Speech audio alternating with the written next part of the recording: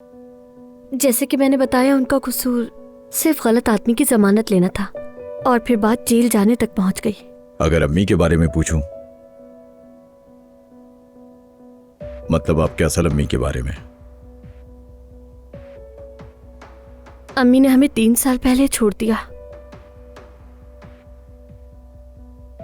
मेरी एक छोटी बहन भी है जिसका नाम बतूल है। मैं असल में उसके लिए काम कर रही हूँ। उसकी देखभाल जरूरी है, तो इसीलिए ये नौकरी मेरे लिए अहम है। आप मेरी बात समझ तो रहे हैं ना? फिलहाल इतना काफी है जुबाना साहिबा, मजीद बताने की जरूरत नहीं। शुक्रिया आपका। आपका भी बहुत शुक्रिया।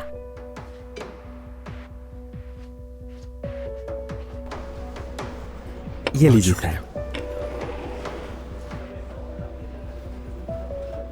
हालात कुछ बेहतर नजर नहीं आ रहा उसे। ये मैं भी समझ गया हूं। मुझे लगता है कि तुम्हें अपने भाई से मशवरा करना चाहिए। वो इस कॉन्ट्रैक्ट के लिए किसी अच्छे वकील को देख लेंगे, मामला सॉल्व हो जाएगा। ऐसी कोई बात नहीं जैंक, समझ गए?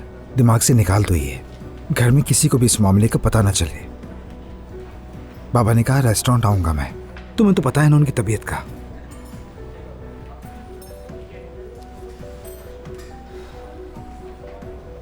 चलो जरा बाहर चल के हवा खा लेते हैं, तुम्हारा दिल भी हल्का हो जाएगा। फिर उसके बाद कंपनी चले जाएंगे, वहां का विजिट भी हो जाएगा। हाँ ठीक है, ऐसे ही करते हैं। कंपनी ना जाना होता तो तुम्हें साथ ले जाता, लेकिन अरे नहीं, तुम लोग अपना काम देखो।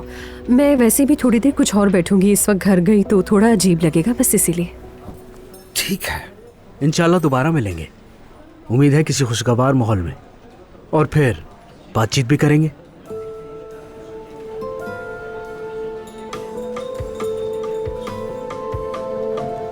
फिर मिलते हैं। हाँ जरूर।